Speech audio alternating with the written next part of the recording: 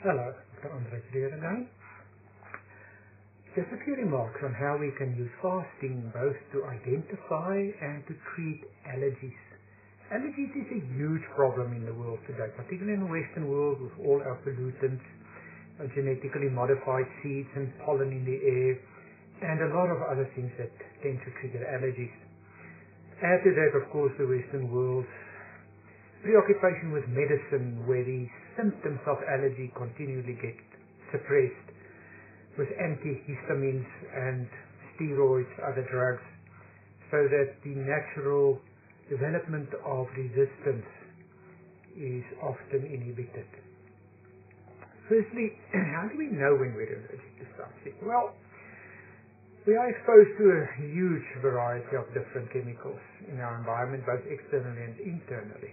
Of course, what goes into the body makes most intimate contact with the body, and therefore food and drink is more likely to be causing or related to allergies. How do we determine what we're allergic to?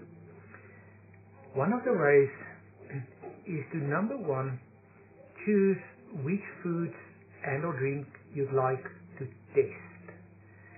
There's a few blood tests available that can identify certain obvious allergens, but by far not everything.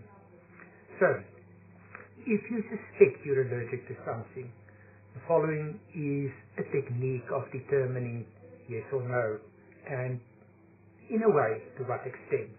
Number one, make sure that you are exposed to that food or drink for a reasonable period of time in reasonable volumes, so as to actually activate the allergic response in your body, should it be there. Then, for at least a 3-week period, totally and utterly avoid that substance. For example, if it's dairy you want to test, don't even have a cup of tea with a drop of milk in it. Don't even have a biscuit that might have been made in a factory where there's milk. Make sure that there's absolutely no exposure whatsoever, so that after about 3 weeks, which is sometimes how long it takes your body to process what you've already been exposed to, after those 3 weeks, you then do a day of fasting, at least 1 day of fasting, in order to remove the last remnants of potential allergic response from your body. Then you test the food by having a single meal consisting of a single substance, namely the food you want to test. The entire meal must consist of only the thing you wish to test. And the meal must consist of a certain weight of the substance you wish to test. So look up what it consists of.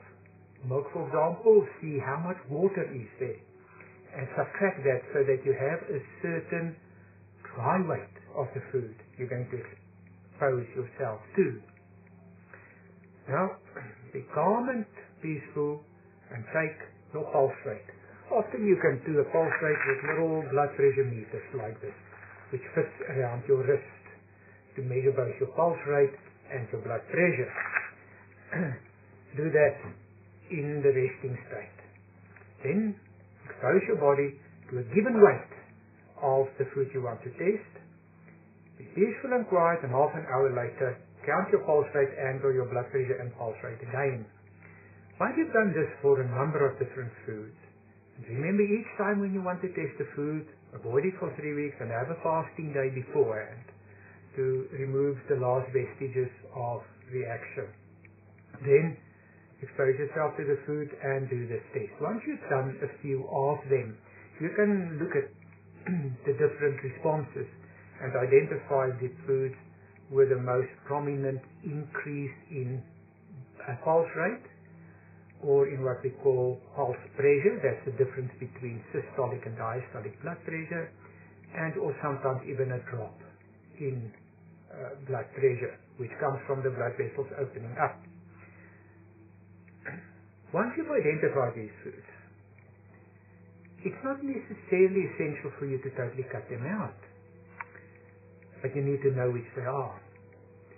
Then you can prepare your body for the occasional exposure. Say you're in a social situation, or you simply crave something, or you want to experience a taste, or you want variety, which after all is the spice of life. Then, after a fasting day, we know that the intestine is nicely closed up. So I could demonstrate. Intestine consists of cells closely linked together. If they get inflamed, the cells swell up and little gaps appear between them through which proteins can penetrate into your bloodstream. Proteins usually the carrier of allergic reaction. So once you fast it for a day or two, the cells in the intestine should be closed up and the allergen should then not be absorbed, and you may often safely eat it or drink it or get it in another way. And only after having been exposed for a few days does the cells start swelling up as a reaction, and as they swell up, they leave little gaps in between through which the protein can then reach the blood and make you sick. Important to remember always, on a fasting day, your gut has an opportunity to repair itself. When you're exposed to an allergen, blood vessels dilate, they open up. That's a typical reaction to histamine, and that causes your blood pressure to drop and your pulse rate to increase. If you fast regularly, you may be able to tolerate allergens quite well, even if you're quite allergic to them, and that may give you a little bit of more variety, which, after all, is the spice of life.